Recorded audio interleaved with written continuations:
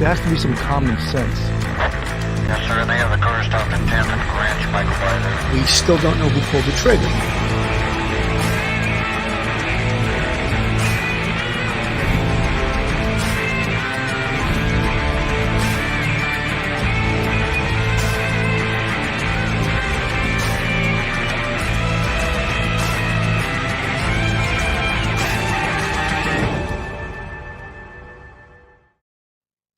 Hello, everyone, and welcome to Police Off the Cuff, Real Crime Stories. I'm your host, Bill Cannon. I'm a retired NYPD sergeant with 27 years of service. And with me tonight, straight out of Brooklyn, retired NYPD detective, Phil Grimaldi. How you doing tonight, Phil? I'm doing pretty good, Billy. How about you? I'm doing great, man. I think, we're going to take a deep dive into the Carly Cassie case tonight, and largely because we have this amazing guest tonight, Leslie Morgan Steiner, who happens to be a mom, a best-selling author, a public speaker, and the driver of a Honda Odyssey. That's one of her proudest achievements, believe it or not. But I want to just put up on the screen, she's the author of 4 books. We have The Baby Chase, Crazy Love, which is a New York Times bestseller, Mommy Wars, and later on maybe she get to talk a little bit, and The Naked Truth, which made me blush when I read the byline to it. But she's a great author. And one of the things she happens to be, which for the case we're doing tonight and the show we're doing tonight, she happens to be a survivor of domestic violence, but also a victim of domestic violence. And she has an amazing story to tell. I'm going to tell you a little bit more about her. When I read her bio, I was like, oh my God, I can't read all of this because it'll take half the damn show, because she's a very accomplished young lady. There she is up there. She's an author, a consultant, and a thought leader on women's leadership, work-life balance, inspirational parenting, overcoming adversity, and surviving violence against women. She lives in Washington, D.C. She recently completed her 4th nonfiction work, The Naked Truth, a memoir which explores female aging and sexually after motherhood and divorce. Her corporate experience includes The Washington Post, Johnson & Johnson, Leo Burnett and 17 magazine.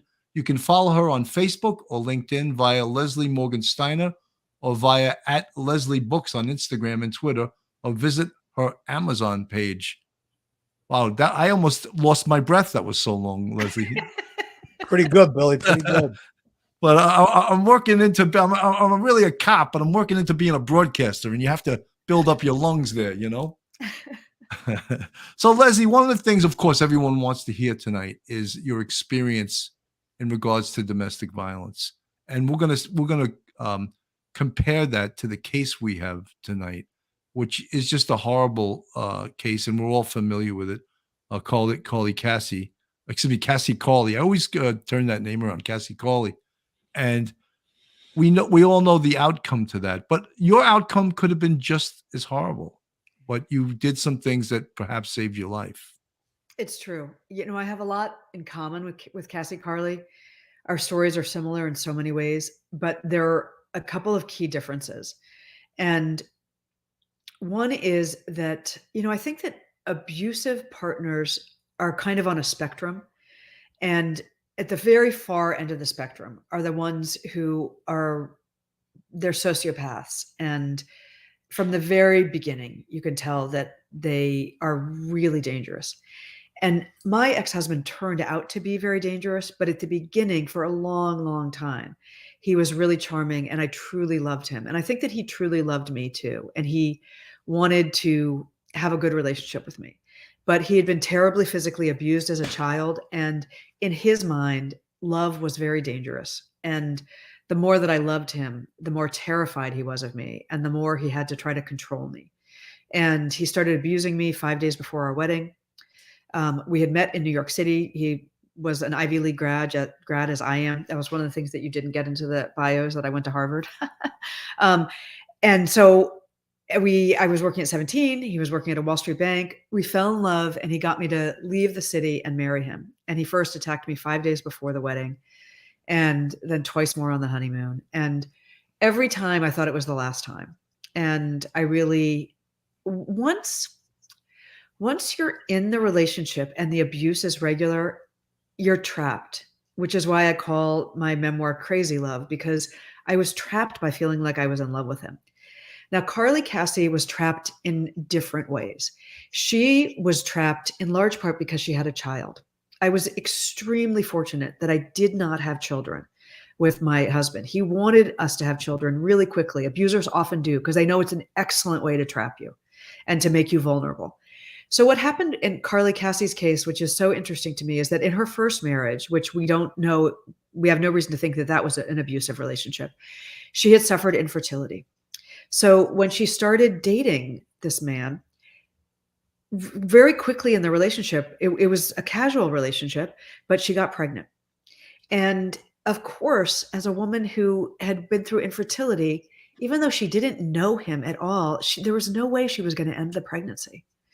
And so she was trapped by that, really by her love of her, at that point, unborn child, and her desire to be a mother, which I have a lot of sympathy for because I have 3 kids and I would, from the second I found out I was pregnant, I would have done anything for them.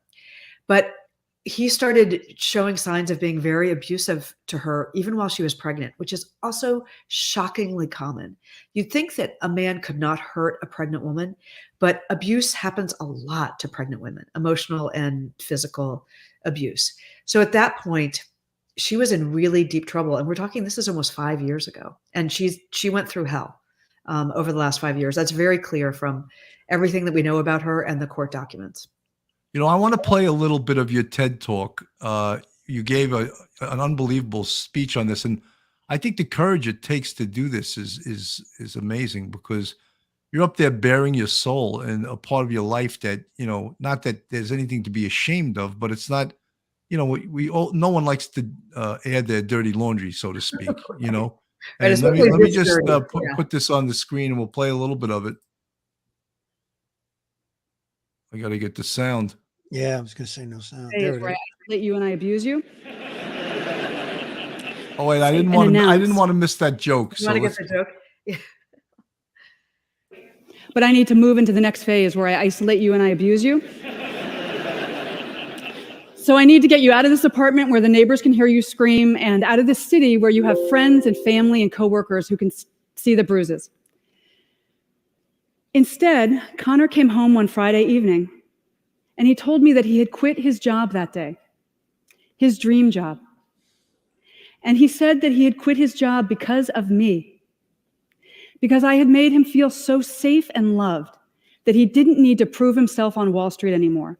And he just wanted to get out of this city and away from his abusive, dysfunctional family and move to a tiny town in New England where he could start his life over with me by his side. Now, the last thing I wanted to do was leave New York and my dream job. But I thought you made sacrifices for your soulmate. So I agreed, and I quit my job, and Connor and I left Manhattan together.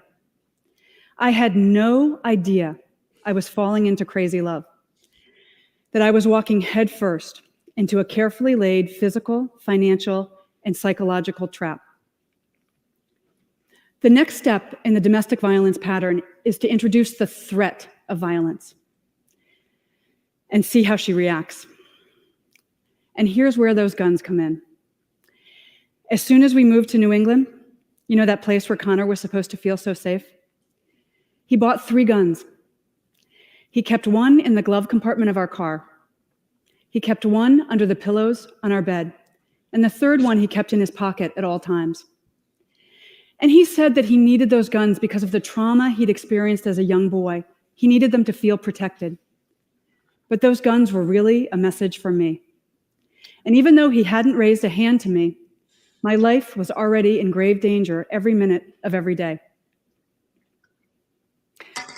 Connor first physically attacked me 5 days before our wedding. It was 7 a.m. I still had on my nightgown. I was working on my computer trying to finish a freelance writing assignment, and I got frustrated. And Connor used my anger as an excuse to put both of his hands around my neck and to squeeze so tightly that I could not breathe or scream. And he used the chokehold to hit my head repeatedly against the wall. 5 days later, the 10 bruises on my neck had just faded, and I put on my mother's wedding dress, and I married him. Despite what had happened, I was sure we were going to live happily ever after because I loved him and he loved me so much. And he was very, very sorry. He had just been really stressed out by the wedding and by becoming a family with me. It was an isolated incident and he was never going to hurt me again. It happened twice more on the honeymoon. The first time, I was driving to find a secret beach, and I got lost. And he punched me in the side of my head so hard that the other side of my head repeatedly hit the driver's side window. And then a few days later, driving home from our honeymoon, he got frustrated by traffic, and he threw a cold Big Mac in my face.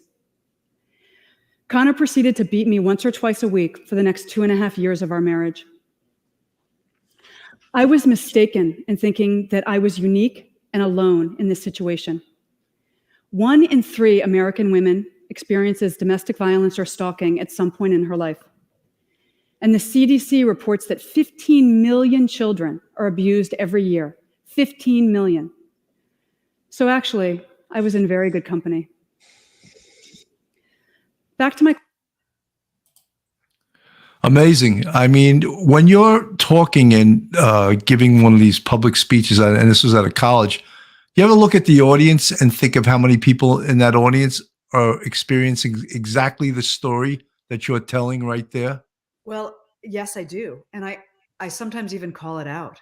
Later in the TED Talk, I actually say, now this whole time, you may have been thinking I was talking about myself, but I'm actually talking about you and your sister and your daughter and your mother, because that's how common it is. You know, if I speak to any size audience, there's going to be somebody there who was abused as a child or is being abused right then or is committing abuse.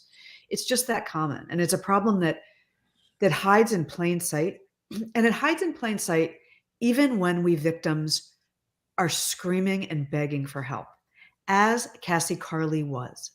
She made it very clear to her family, to family court, to everybody around her, that the father of her child, it was not her boyfriend because they had had a very short relationship, Marcus Spanavello, the father of her child was out to get her. And she said to many people, if anything happens to me, if anybody kills me, know that it was him.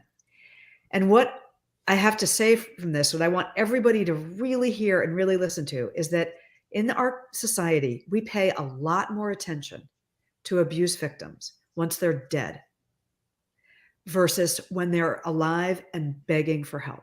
She was begging for help and she didn't get it from anybody. And I was really lucky that when I broke the silence about what I was going through, and when I admitted to my friends and to neighbors, and I called the police and I went to family court, I got a lot of help. I would not be here today. I would not have made it out of the relationship if I didn't have the help of my community. And it takes a lot of courage to help somebody who's being abused, but it also takes a tremendous amount of knowledge about what abuse really looks like. It's not something that you should ever say, well, you know, what happens behind closed doors, or it's their business, or it can't possibly be as bad as we think it is. I promise you, it's always worse than you think it is. It's always much worse than what you see in public.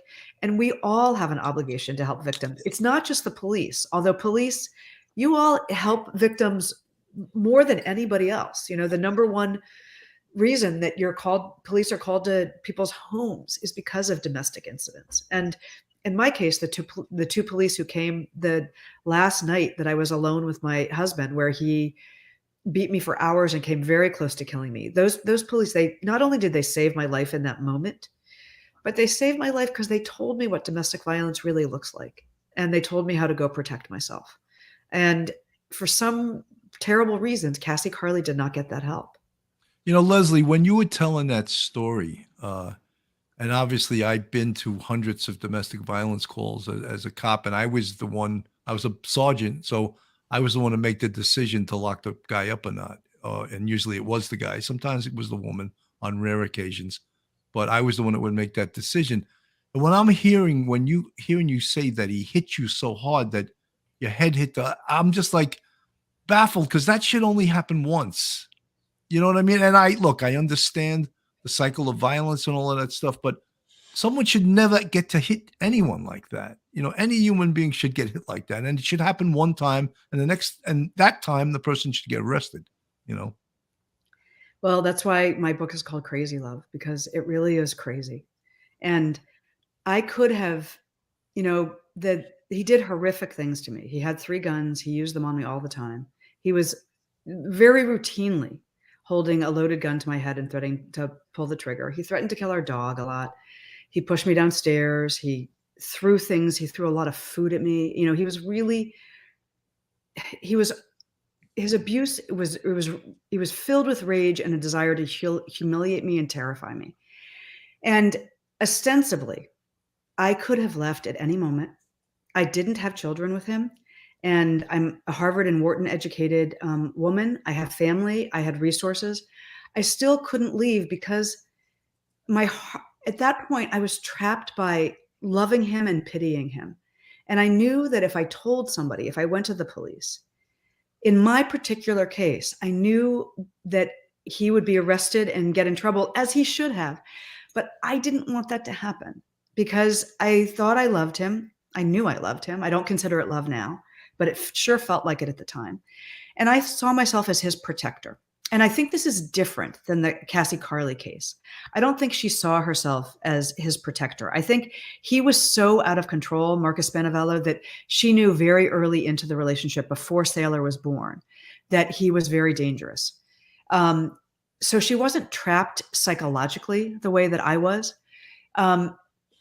And in my case, I wanted the abuse to end, but I didn't want the relationship to end.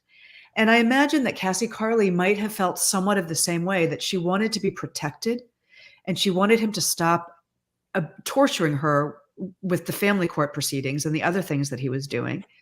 But domestic violence victims tend to be very fair and big-hearted.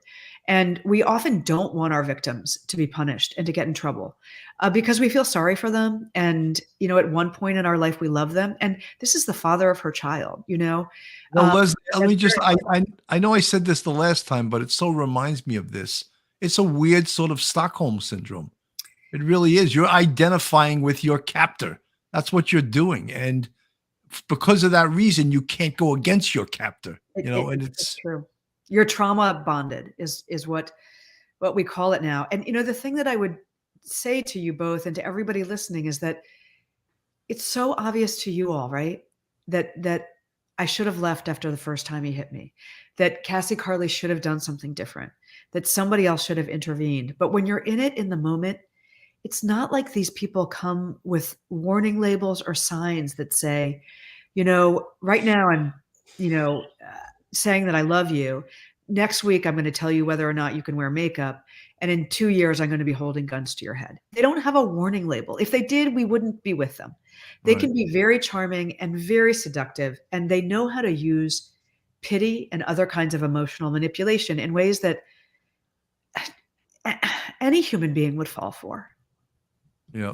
I know Phil hasn't said a word, and he's from Brooklyn and he's Italian. He is so dying to jump in here. I got to give him an opening. Phil, go ahead. You got the floor. There's a few things that I want to address, but one right off the bat, I think the parallels between Cassie and yourself are obviously there, but her having the child, I think you made a great point.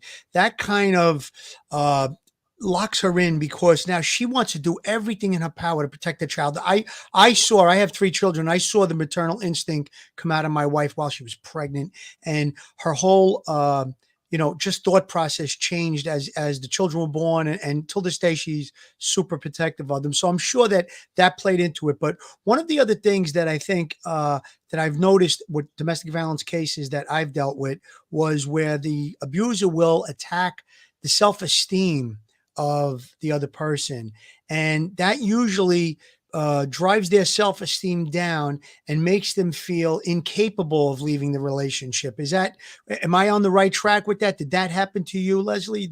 Am I going down the right path? Well, yes. And I think what happened to me is that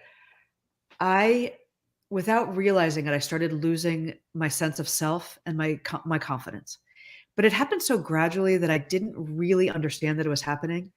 And he became very, very powerful in my world. Um, Again, without me fully understanding what was going on. And I want to underscore how vulnerable you become when you have children with an abusive person, because your maternal instinct comes out that you want to protect the child.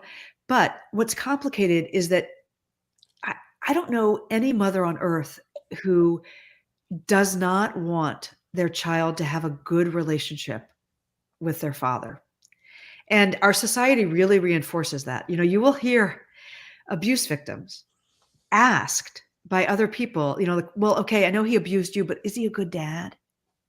And by definition, if you're abusing the child's mother, you are not a good Right. father. Exactly. 100%. But 100%. almost anybody on the street who doesn't understand domestic violence will knee jerk say that. Family court judges will say that.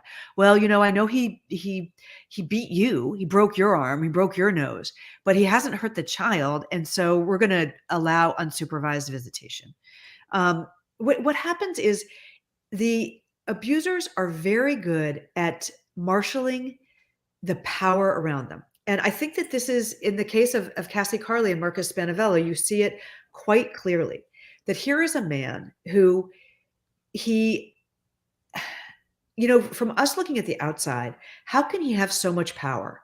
But everybody is staying silent and refusing to help her.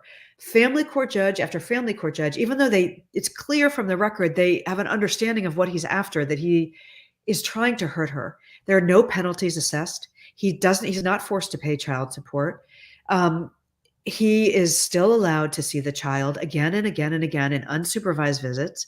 And because it's almost as if everybody in our society is colluding with the abuser to give him one more chance to prove that he's a good guy. It's like we so badly want men to be good fathers that we bend over backwards once they do become dads to give them a million chances. So she was in a really tough position for so many reasons, because of her own biology, that she knows that a child needs a father and needs a strong father. And then there are so many other people in society saying, but he's probably a good dad. I know your relationship is over. You don't have a good relationship with him. Leslie, I said this joke to you before, but I have to repeat it because it's actually on the same vein. Someone in the chat said to me yesterday, because he doesn't pay his child support, my attorney said, that doesn't make him a bad dad. And I said to her, well, you stop paying your lawyer and you see how long he doesn't think you're a bad client. It's a great joke. It's funny, but just unpack it a little bit, because it's so true. Here is an authority figure, a lawyer, saying just because he doesn't pay child support, doesn't mean he's a bad dad.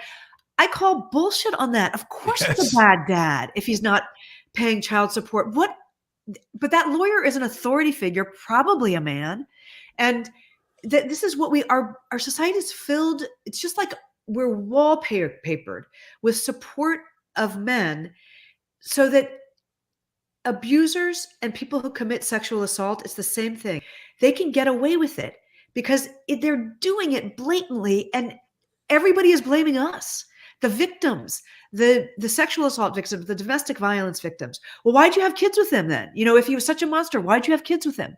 I've heard hundreds of stories over the years of the things that family court judges have, the terrible things they've said and done to domestic violence victims. Because often what happens is family court judges know almost nothing about domestic violence. They receive zero training, zero education about domestic violence, what it really looks like. So all they see is what happens in court. And this is what happens in court in a very short period of time. The victim, me, comes in, and we have been abused and battered and threatened. So we're terrified, we're shaking and crying, and we're hysterical. And in waltzes in the perpetrator, and he looks nice. Cool, calm, and collected. So calm. If you or I were awarding custody to somebody based on 3 minutes in court, we'd give it to the abuser too, because he's the one who looks right. But if judges understood how crazy the dynamics are of abuse and everything that was said to her before she came into family court, they might understand why we're so scared and they might believe us. It sounds to me like nobody believed Cassie Carley. You know, Leslie, I want to read something from the domestic violence report. High conflict custody battles. A high conflict custody battle is largely defined by attorneys as cases where parents make co-parenting impossible, where there are filings in the court alleging abuse, and where the parents cannot come to an amicable agreement on the custody time sharing for their children. It's like becoming a high-risk patient. And just as a general medicine doctor might be unable to treat you, many family law attorneys cannot begin to be able to help many protective parents in high conflict cases. We define protective or the healthy parent as the parent who just wants peace and refrains from adding chaos to the children involved. Cassie Carley was a protective parent. Unable to get just any family law attorney to help you in your case causes the protective parent to try and seek out a specialist. The issue is that specialists require money. Even a normal family law attorney can be very expensive. There's no directory with the kick-ass attorneys who are fighting for the safety of children and are unafraid of abusers. The cost of a legal battle can be exorbitant. The financial, mental, and emotional costs can be extensive. And that's one of the things that's baffling to us as law enforcement. We see criminals being assigned legal aid attorneys all the time on the taxpayer's dime. Why not victims of domestic violence getting legal aid attorneys appointed to them to walk them through this, to run them through this in certain circumstances so that they're not going through this family court system blindly? You know, it's a really good point. And there are legal aid attorneys that sometimes do help domestic violence victims. It depends on where you are. And there also are social workers and other court advocates that can help. But usually what happens is that, you know, we victims, court is the last place we want to be. And we've just come to the terrible decision to leave our partner and go it alone. We usually have very little money and very few what I would call psychological resources because we're so beaten down at that point. And we walk into court and we think it's going to be a fair place. We think that the judge is going to see that we've been beaten, that this is a dangerous person, that our children are in danger, and the judge is going to take care of us. And because of that naivete, we're sitting ducks. And family court, as a result, is a treacherous place for domestic violence victims unless you have an excellent lawyer who understands domestic violence and knows the judges. And there are a few places in this country that have that. There are parts of New York that have dedicated domestic violence tracks. So the same judge will see you again and again and again, which is very important. So you don't have to keep retelling your story. And it's somebody who only is handling domestic violence cases. So he or she knows a lot about domestic violence. Washington, D.C. is a good place to be a domestic violence victim because there's an organization called the Volunteer Lawyers Project, where they're lawyers trained in domestic violence work that will represent you for free and get you financial resources and shelter and other protection and also help you navigate family court. I went to family court alone. And it was one of the scariest things I've ever done. And I have a family filled with Harvard-educated lawyers. And none of them would go with me because it was just so distasteful to them that I had embroiled myself in this awful situation that was embarrassing, I wasn't ashamed of it, but they were ashamed of it. So I went alone. And I knew what was going to happen. I knew the judge. But, you know, Leslie, that's sort of a snobby position to take for these people to say it's below them to go to family court. It was terrible. It was terrible. It was so horrible to me. And I'm not talking about, I'm talking about my immediate family members. You often think that your family is going to be the people who are going to save you at times like this. Yeah. Sometimes they are, but sometimes they're really caught up in it too. You know, my father really felt a lot of sympathy for my husband. He gave him money when we were getting divorced. Other people, one of my maternal aunts let him live with them for over a year. And this is not unusual. Actually, you know, the people who helped me the most, I have to say, were complete strangers. The advocate who came and volunteered to help me in court and really saved me. The police officers I mentioned. I had a great domestic violence divorce attorney, a locksmith who came and changed my locks. You know, I had a lot of strangers. It's another reason that I speak out is that Strangers and bystanders play a huge role in helping victims. And it's just the little things that they do that help us so much and make us feel like, you know what, there might be a chance that we're going to be okay. You know, if the locksmith comes in 20 minutes instead of 5 days, that tells me he cares about me. A stranger wants to protect me. And that's really important when you're trying to leave. And I think that Cassie Carley didn't get that kind of support. And her hands were really tied because she was being forced to see her ex-partner on a very regular basis in court, which is another kind of trauma, but also because every 2 weeks she had to turn over her daughter, her defenseless little daughter, her 4-year-old, and before that, her 6-month-old daughter, and then her 1-year-old daughter, routinely leaving a child with a man who she knew was really dangerous. Leslie, we were horrified by that, and being Oh, cops, absolutely. we said when this happened, when she disappeared, we immediately said, get that kid away from him immediately, because we know he's capable of killing the child just to get back at her, his hatred for her. And exactly luckily someone was listening, because they went and grabbed the sailor, 4-year-old sailor, from him or from his family or from his babysitter. That remains unclear. We know on the 27th, she met to do a custody exchange. We don't know. No one's verified or unverified whether he brought a sailor with him. I would say no, if I had to guess. He left her with a babysitter, but which also would be scary because it showed that he had premeditation in what he was going to do. Leslie, I just want to make a quick point about what you just said in your last couple of paragraphs that you were talking. You said that Washington, D.C. was a good place to be a domestic violence victim. Think about that. Now, Bill and I have really critiqued the family court system throughout the country because we talked about the location where the exchange was going to go down and all the stuff that we talked about tonight. I think that Cassie Carley found herself in a situation. She went to the family court. She relied on the system. She saw that it wasn't working because she told her family, if something happens to me, it's him. She saw that it wasn't working. So the point I'm trying to make is that when Nicole Brown Simpson and Ronald Goldman were killed, they revamped the way domestic violence is handled in all police departments across the country. I myself, as a detective at that time in the squad, we would refer a lot of the domestic violence cases to court. However, they made what they call a must arrest situation. Even if you had an uncooperative compliant, the district attorney would be the complainant if you can justify that there was an injury or you would show that someone was treated. So the district attorney would now be the complainant in those cases. And it was a must arrest situation to prevent domestic violence from spiraling out of control and turning into a homicide, obviously. So I think that over the years, we need to do these cases, these last few cases,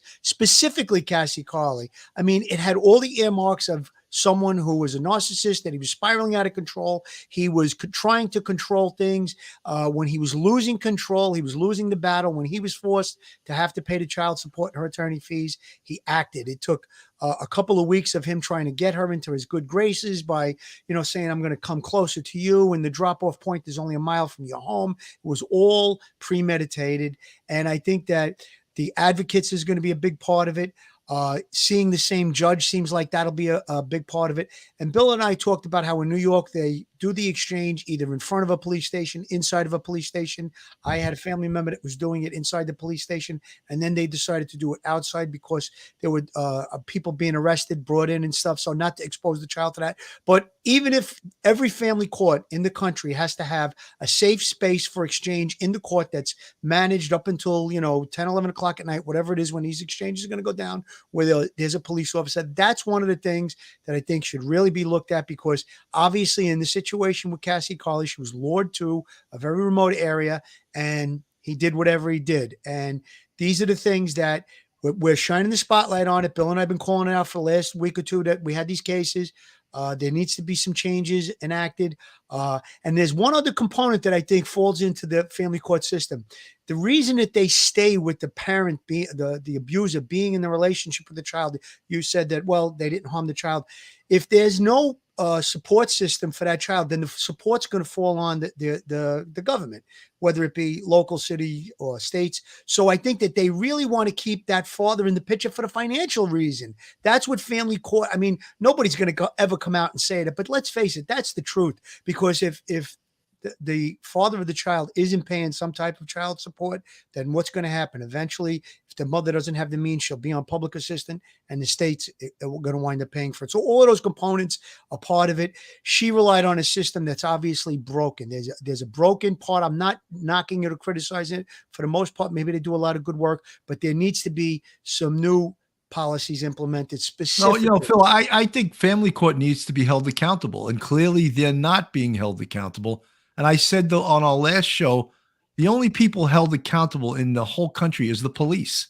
When the police make a mistake, everyone's looking to put their head in the guillotine and chop it off. But Absolutely. some of these family court, these courts, look, we were always taught that family court was to try to keep the family together, not to prosecute, not to punish. Criminal court was to punish the offender. Right. They're going to have to take a different position. And if the offender needs to be punished, the family court needs to do that too, because in all these cases, I think the research shows that, and Leslie, probably if your husband, the abuser, would have been arrested early on, that would have curtailed his behavior, or at least it would have spelled the doom of your relationship quicker. It would have been a wake-up call for both of us, because neither one of us knew that it was a crime what he was doing. We thought we were in love and in a passionate relationship, and a volatile relationship. And so it would have been excellent if he had been arrested. And Detective Grimaldi, I couldn't agree with you more that the two main points that you made, as I heard them, were that the education of the police about what domestic violence looks like has, that's been going on for 20 or 30 years since the Violence Against Women Act was passed, and a lot of money has been put into a police training.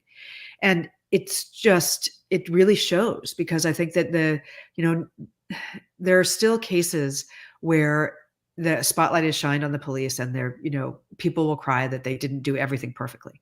But overall, police know a lot about domestic violence, and they do a very good job in a dangerous situation. I think that same training and spotlight has got to be shined on family court. And I mean, I really respect judges. I come from a family of lawyers and judges, but I am really painfully aware that family court judges know little about abuse dynamics.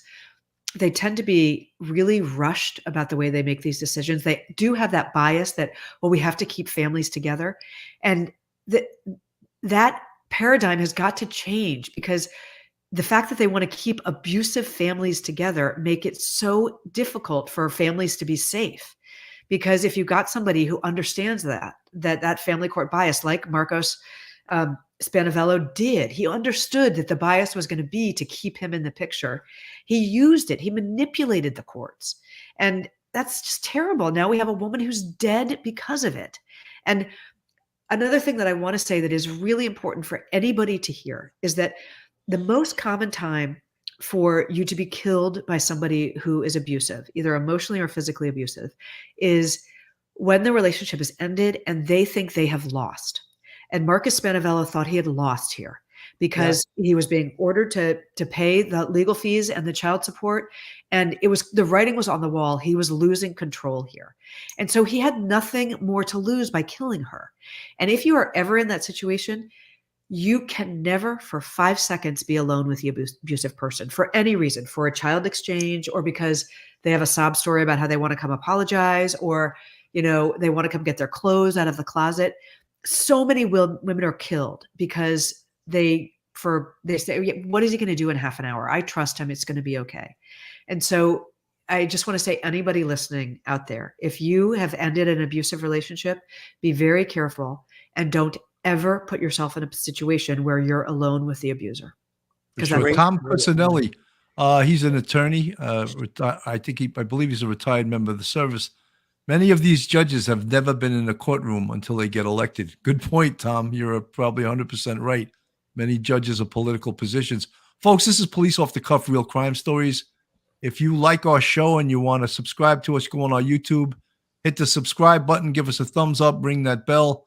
If you want to support us via our Patreon, we have 3 different levels. And we also have, you see the folks with the green font in the chat. That is our channel members. And we have 5 different levels of our channel members, and we could use more channel members, more people in our Police Off the Cuff Real Crime Stories family. This is Leslie Morgan Steiner, a brilliant woman, as you could see. Not that, not if there is a type, and I hate to use that term, and I think you do too, Leslie, of someone who's a type to be a victim of domestic violence. But if you think of a type, you're definitely not the type. But lo and behold, here you are sitting here being interviewed about your experiences being a victim of domestic violence.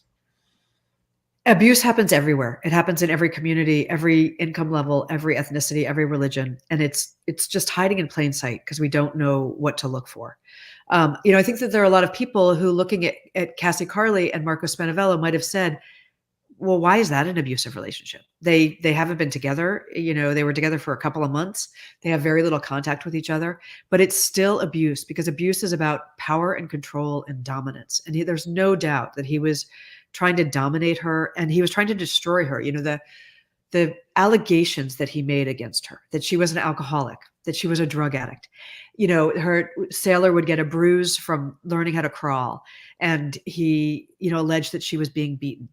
All of these false allegations. I mean, can you imagine anybody having that leveled against them, but especially a vulnerable single mom who is dealing with a crazy person, who has no protection, who's wanted children for, her whole life and has faced infertility, and to be constantly threatened that the child is going to be taken away from her. I mean, that is abuse.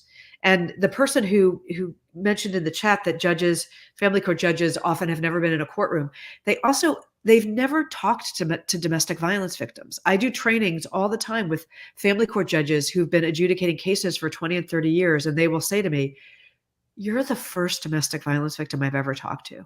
And the thing that's so horrifying about that is that they've seen a lot of victims, but they have never actually talked to them.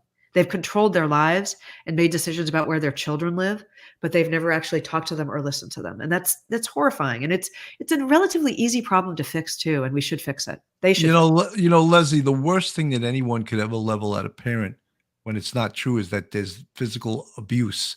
I remember when my son was like 2 or 3, you know how they're the exact height of a table. So they're always clocking their head. My son had all these bruises. And this kid looks at him one time and goes, he looked at me like I was beating up my son. I was like, I'm not even going to explain it to you. You're just an idiot. But, kids bang themselves around when they're a certain age, But, right. And, if you think that a child is being abused, it's better to be safe than sorry. But that's not what Marco Spinavello was doing. And also one of the other things that's come out is that he had, he was arguing that he wanted custody of Sailor.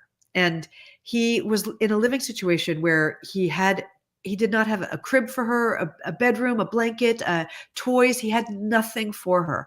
And when he got unsupervised custody of her, I think it was every other weekend, and he would leave her with a babysitter.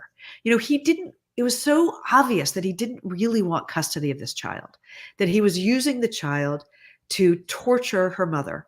And God, if it's obvious to us now after the fact, why wasn't it more obvious to authority figures at the time who could have done something? And I'm talking about the family court judges here. Yeah. They could have and should have done something. And as I said earlier, it's a lot easier to feel sorry for her now that she's dead. But it would be a lot better if we started taking victims seriously when they're still alive, and we can help them, and we can help their children. This child is going to grow up without a mother, but also knowing that her father killed her mother. I mean, it's just, we as a society, we can't let that happen. And we let it happen here. And it shouldn't have happened because people knew what was happening and they were being really open about what was happening. All the red flags were there. Horrendous. We're going to take a quick commercial break. Joe Murray, attorney at law. Have you found yourself in a jam? Are you in need of legal counsel in the New York area? Do you need a victim's advocate? Well, Joe Murray is your man. He's not only an experienced trial attorney, he's also a retired 15-year member of the NYPD. He literally knows both sides of the fence. His website is jmurray-law.com. His telephone number is 646-838-1702, or you can email Joe at jmurray-law.com. John Beatty Law, www.jbeattylaw.com. John Beatty is a renowned personal injury attorney. He also retired as a decorated NYPD sergeant. John comes from a proud NYPD and FDNY family. He was an active sergeant in Brooklyn North and supervised in the legal bureau. John is a proud member of the Honor Legion and the Blue Knights. John Beatty litigates across the country for seriously injured victims and has helped recover over $200 million for grieving families. Call John now for a free consultation. John Beatty, 917-797-9520. John Beatty Law, www.jbeattylaw.com. Got a lot of attorneys doing their ads with us. What does that say? It's good. Yeah. We need to know about good attorneys.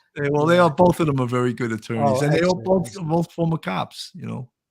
Which is a great thing. That is a great thing, and it must be sort of unusual. I mean, No, it's actually not. In fact, the guy in the chat, Tom Cusinelli, is a retired captain and also an attorney. And he's a lawyer. Okay, that's great. I would hire a lawyer who is a retired detective or police officer in a second. Yeah, well, they know the system, Exactly. Yeah, I was going to say, you have a working knowledge of the law, from the inside out, and you understand how things work. And, going back to family court a little bit, it sounds like there's an overwhelming amount of cases. That may be why the judges pass these cases. Like you said, they only spend a minute or two, 3 minutes. They hear the story, all right, next court date, do this, do that. And I think that that's another component of it.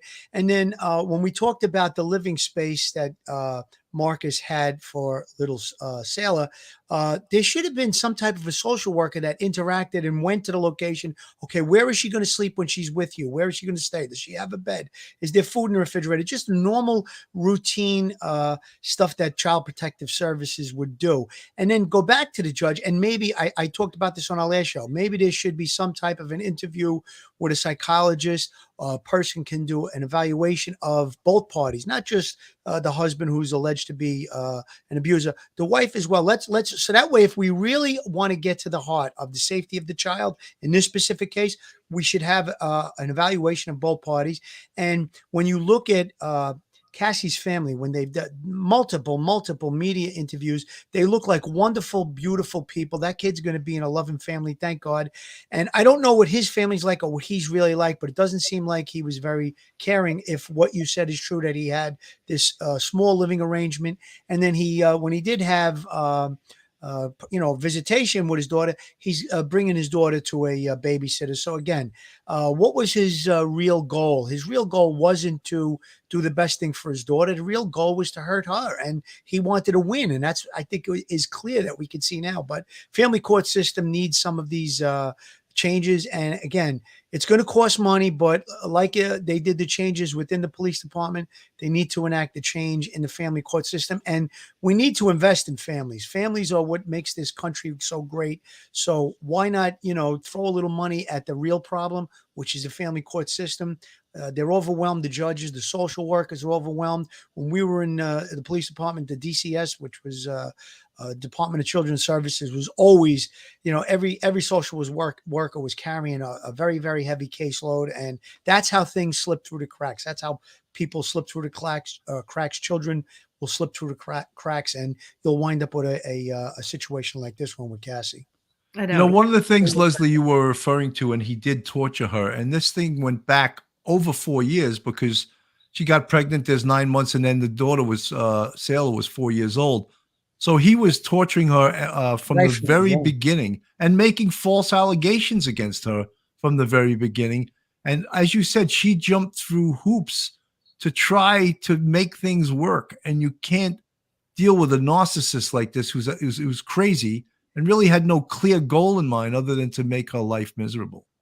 And I think that, even though it would take some money to educate family court judges and social workers and have more resources that really protect families, I think you have to look at how much money would be saved too. Because the other thing that Marcus Spanivello did is that he wasted a lot of taxpayer money by throwing these baseless allegations at Cassie Carley again and again and again, and keeping her in court for 4 years. But think of all the judges' time and all the people that it takes to run a courtroom. He was wasting a lot of time and resources. And that money could be saved by earlier identifying who is using family court to continue the abuse and the dominance. And there's a story that I wanted to tell that is not directly related to Cassie Carley, because it was a different situation, because my situation was different. But one of the things that happened in my case that was very fortunate is that I had a lawyer who really understood abuse. And he understood what I was going through, but he also understood the mindset of my abuser. And my abuser wanted to get back together with me. He tried very hard. He stalked me. He continued to terrorize me. And then when he realized that I was serious about getting divorced, he fought the divorce incredibly hard. And one of the tragedies of my situation is that my father, who was very naive in some ways, gave my ex-husband money to hire a lawyer. He didn't give it. He didn't know he was going to use the money to hire a lawyer, but that's what ended up happening. He got a really nasty lawyer. And my lawyer, said, he came up with an ingenious strategy, and he said, look, you know what we're going to do? We're going to convince your ex-husband that he's beaten you forever, that he won. He won this whole battle, because the goal here, Leslie, is that we want him to never contact you again. I was 27 at the time, no kids, very little assets. And he said, let's just be done with it. And let's do everything we can to convince him that he's the victor. And that's what we did. I had to pay him a lump sum money. I wouldn't pay alimony, which is what he wanted. It was ridiculous to pay alimony to somebody who'd been holding guns to my head. But I gave him a lump sum. We had to go to the police department, and I had turned in his guns. We had to get them back and give them back to him because he demanded it. And it felt at the time like it was so damaging to me to admit defeat, but it was just a fake defeat. And you know what? It worked, because I never heard from him again after the divorce was final. He never contacted me. He let me go. So it was, if there's any victim out there fighting in family court or wondering what to do, look for some kind of solution that you can live with, that your kids can live with, that feeds the ego of the person, because I think that's really the heart of this case, is that Marcus Spanivello, he was crazy, and his ego was such that he was really getting off and feeding his ego by feeling like he had won here. And I've got to wonder if there was some ingenious way to try to convince him that he had won, so that he didn't have to take such an extreme measure to convince himself that he really was stronger and smarter and truly dominant over Cassie Carley. That's why he killed her. It's the ultimate dominance, is to kill somebody. When we heard in the very beginning that she went to see him on the 27th, and then she wasn't heard from, and that she had left her purse in her car, which was like a huge red flag for anyone to realize that a woman didn't take her purse with her. And then the fake text messages from her phone to her father that were obviously made by Marcus Spanivello. Right then, we knew that something horrible had happened to her. And the police in the case did a fantastic job. They really did. They put a full court press on from minute one to try to find her, and they did everything right. And you can't always say that about the police. They don't always do everything right, but taking little Sailor away was the That was I key. said immediately, that kid's got to be taken from him immediately. And they did do that. And that, that saved her life, in my opinion, For I know sure. she's getting a measure. Cassie Carley is getting a measure of justice, and probably the thing that she would want more than anything would be to have Sailor be protected and loved by her family, and hopefully that is what she's going to get. And that this man, who is a monster, will, hopefully the autopsy is going to show, sadly, what happened. It'll point directly to him, and he will not have any access to this child, because all too often they do get away with it, and they. It's not, this is a terrible ending, but you're right that there are some things to take some hope from, and to Yes. feel good about. Absolutely. Yeah, we've called for her not to die in vain, and that with all the spotlight that's going on domestic violence right now, her family starting a foundation. Hopefully, there's going to be some change that'll come out of this that will protect future domestic violence victims, and again, future children that are involved in the family court system, that they can be protected. I mean, too often we hear these stories: a woman is killed, or the ex-husband or the ex-boyfriend. He winds up killing the wife, the children. So we don't want to. And when the last time you were on, you talked about a statistic: 500 women die every year from domestic violence incidents. That's way too many. One is too many, I've said. And you talk about how 70% of these deaths occur after the relationship, the woman or the person is removed from the relationship. So those are really startling statistics. And I think we've been calling for it. It happened after Nicole Brown Simpson was killed. So let's shine the spotlight on it. Let's call for change. Let's do something that the family court system can, make a few subtle changes that can, prevent something like this from ever happening again. You're exactly right. Because what is the most lethal thing is when we stay silent about it. Absolutely. And this case is bringing a lot of awareness. I think that it will save other people's lives, because if they get involved with somebody crazy like this, they won't take it lightly, because they'll remember that these cases can be lethal. Domestic violence does kill people, and it does often kill children too. And it's preventable. And the way that we prevent it is by talking about it. So I'm really grateful to you all for digging so deeply into this subject and this tragic case, and the hope that there's not going to be another Cassie Carley. I just want to read some of the comments from the chat. Sarah Mansfield, thank you, Leslie, for your wisdom. I went through something similar. K.H. Walker, OMG. Oh, my God, yes. Real with Robo, I pray any silent sister or brother realizes you are not alone. You are never alone. He will disconnect you from your loved ones, so you see no way out. Come to me. I'll help in any way I can. Well, one of the things, of course, we hope that we've shined a light on this. And one of the things that I've learned and Phil's learned and we all learned through this is how many victims we have, even in the chat. I've had a lot of people reach out to us on the chat and thank us for doing this show and doing a bunch of shows we've done on domestic violence. And we're happy to shine a light on this, because it's a really, really important thing. Pauline Robb, real with Robo, when victims leave, all hell breaks loose. You have to be very aware that the abuse has not stopped. It's a great point, because you think that once you leave, other people think this too, like the sun comes out, the happy music plays, but that's the most dangerous time. Most dangerous time. Yeah. Makes sense. Yeah. Makes sense.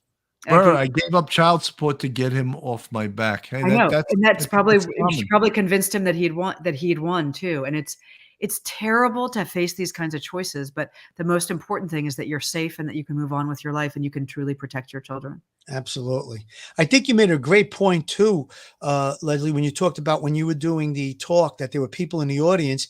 And if you look at the chat in the comments, actually, in the last 3 shows that we did, there's a lot of people that have gone through this. And I was actually a little taken back by that. You don't realize how prevalent this domestic violence stuff is in society today. So again, 1 in 3 women and 1 in 4 men.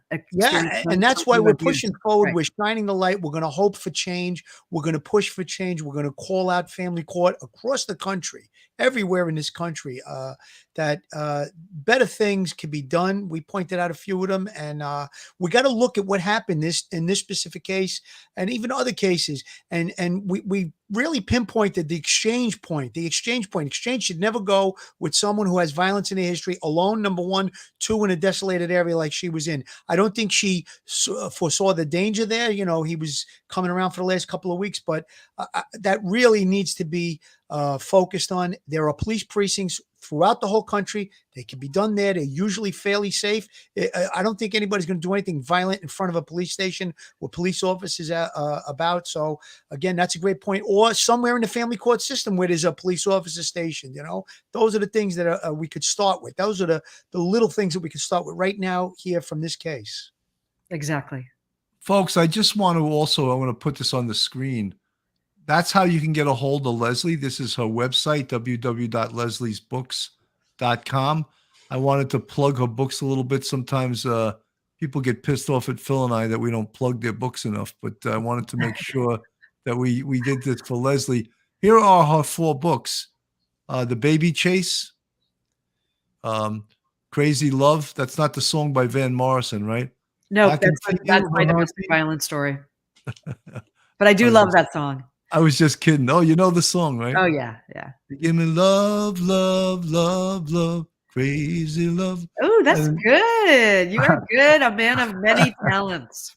Oh, Mommy Billy, was. Billy does wear many hats. He wears comedian, lieutenant, sergeant in the police department, homicide squad, stand-up comedian, actor, college professor. He's got them all. I had to take off some of those hats though. They were getting too high, and my head wasn't big enough. This is the one I recommend to everyone. In fact, I think I'm going to try to get it, but I can't read it in public. The You're Naked gonna have Truth. to read this. You're gonna have to read this and then have me on again to talk about this. I don't know how we're gonna work in the police angle, but we'll find a way. We sometimes do shows about non-police topics. Yeah. Just, It could be like what you can do after you've survived domestic violence and you've gone on to live a very rich and interesting life. Yeah, no doubt. And something, I mean, you've been a fantastic guest, and the fact that you came on twice. Here I see Anderson Cooper. Anderson Cooper's on your website. Go back to him and say, "You ain't shit, Anderson Cooper. I was on Police Off the Cuff. I had Sergeant Bill and Detective That's right. I was with Sergeant Bill and Detective Phil. So go back to CNN and collect your $6 million a year or whatever they pay you. We do it for. We're like Harry Chapin, driving that taxi. Yeah. Well, it's a pleasure being on. You guys are really great, and you have a great show. And I'm just so grateful on behalf of myself and every victim out there, male, female, whomever. It's just nice to know that you're in our corner. Yeah, I mean, it's something. Sometimes it's really a pleasure to do these shows, just because you touch people and you're able to maybe make some kind of difference. Not the same kind of, not the difference we made when we were cops, because I think we made a huge difference then. But we can make a little bit of a difference here, and we'll make it from the peripheral, Bill. That's all. From the peripheral. Phil gets to buy a veal cutlet Parmesan Hero every time we get off the air. And put it That's how I spotted him in Brooklyn. He was walking down the street with one in his hand. I said, "Hey, you want to be on a podcast? Yo, get over here." Phil, final words. Final words. Take away from tonight. Leslie, thank you so much for coming on again. I think you made some great points. And the one that I'm going to point out is that there is help out there. The system is not perfect. It's obviously broken, specifically in this Cassie Carly case. But you did make the point that when you look for help, there was help. There's systems in place that you can get away. You can be safe. And the other great point that I think you made about the fact that once you're away from the person, that is the most dangerous time. So again, keep your head up. There is help out there. All the people that were in the chat, we talked, some of the people made comments that they were survivors. God bless all of you. Let's not forget Cassie Carly, Naomi Irons, who was recently, we did a show on her that she was abducted and murdered. Let's not forget all of the victims of any kind of abuse, domestic abuse specifically. And thank you again, Leslie.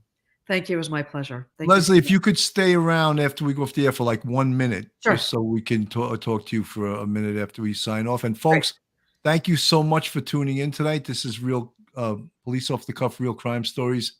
God bless, and we'll see you soon. Stay safe, everyone. Thank you, everyone. One episode just ain't enough.